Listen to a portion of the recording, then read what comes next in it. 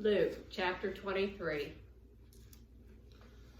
And the whole multitude of them arose and led him unto Pilate. And they began to accuse him, saying, We found this fellow perverting the nation, and forbidding to give tribute to Caesar, saying that he himself is Christ, a king. And Pilate asked him, saying, Art thou the king of the Jews? And he answered him and said, Thou sayest it. Then said Pilate to the chief priests and to the people, I find no fault in this man. And they were the more fierce, saying, He stirreth up the people, teaching throughout all Jewry, beginning from Galilee to this place. When Pilate heard of Galilee, he asked whether the man were a Galilean. And as soon as he knew that he belonged unto Herod's jurisdiction, he sent him to Herod, who himself also was at Jerusalem at that time. And when Herod saw Jesus, he was exceeding glad, for he was desirous to see him of a long season, because he had heard many things of him, and he hoped to have seen some miracle done by him. Then he questioned with him in many words, but he answered him nothing. And the chief priests and scribes stood and vehemently accused him. And Herod with his men of war set him at naught, and mocked him, and arrayed him in a gorgeous robe, and sent him again to Pilate. And the same day Pilate and Herod were made friends together, for before they were at enmity between themselves. And Pilate, when he had called together the chief priests and the rulers and the people, said unto them, Ye have brought this man unto me as one that perverteth the people. And behold, I, having examined him before you, have found no fault in this man touching those things whereof ye accuse him. No, nor yet Herod, for I sent you to him, and lo, nothing worthy of death is done unto him. I will therefore chastise him and release him, for of necessity must release one unto them at the feast. And they cried out all at once, saying, Away with this man, and release unto us Barabbas, for who a certain sedition made in the city, and for murder was cast into prison. Pilate therefore, willing to release Jesus, spake again unto them. But they cried, saying, Crucify him, crucify him.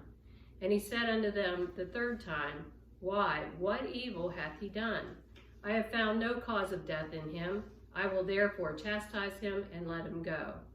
And they were instant with loud voices, requiring that he might be crucified. And the voices of them and of the chief priests prevailed. And Pilate gave sentence that it should be as they required.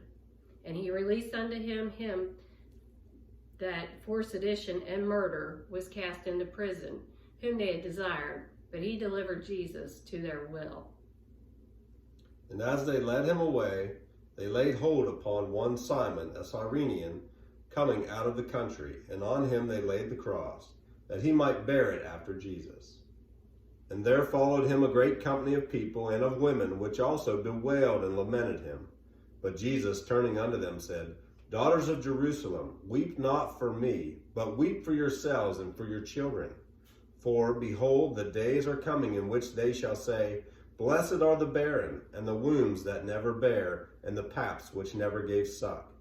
Then shall they begin to say to the mountains, Fall on us, and to the hills, Cover us. For if they do these things in a green tree, what shall be done in the dry?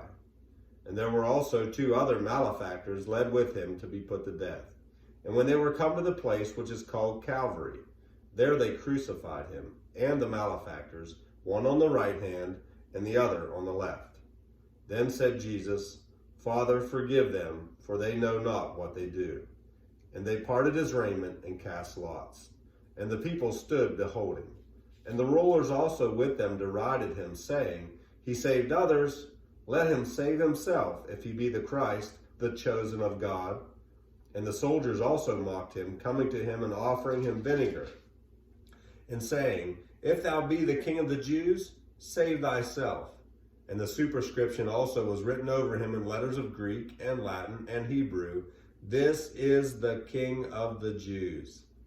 And one of the malefactors which were hanged railed on him, saying, If thou be Christ, save thyself and us. But the other answering rebuked him, saying, Dost not thou fear God, seeing thou art in the same condemnation?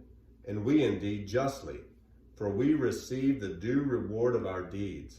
But this man hath done nothing amiss. And he said unto Jesus, Lord, remember me when thou comest into thy kingdom. And Jesus said unto him, Verily I say unto thee, today shalt thou be with me in paradise. And it was about the 6th hour, and there was a darkness over all the earth until the 9th hour. And the sun was darkened, and the veil of the temple was rent in the midst. And when Jesus had cried out with a loud voice, he said, Father, into thy hands I commend my spirit. And having said thus, he gave up the ghost. Now, when the centurion saw what was done, he glorified God, saying, Certainly this was a righteous man. And all the people that came together to that sight, beholding the things which were done, smote their breast and returned.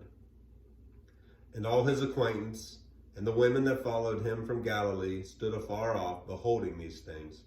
And, behold, there was a man named Joseph, a counselor, and he was a good man and a just. The same had not consented to the counsel and deed of them. He was of Arimathea, a city of the Jews, who also himself waited for the kingdom of God. This man went unto Pilate and begged the body of Jesus. And he took it down and wrapped it in linen and laid it in a sepulchre that was hewn in stone, wherein never man before was laid. And that day was the preparation, and the Sabbath drew on. And the women also which came with him from Galilee followed after, and beheld the sepulchre, and how his body was laid. And they returned, and prepared spices and ointments, and rested the Sabbath day according to the commandment. Lord bless you. Luke chapter 23. God bless.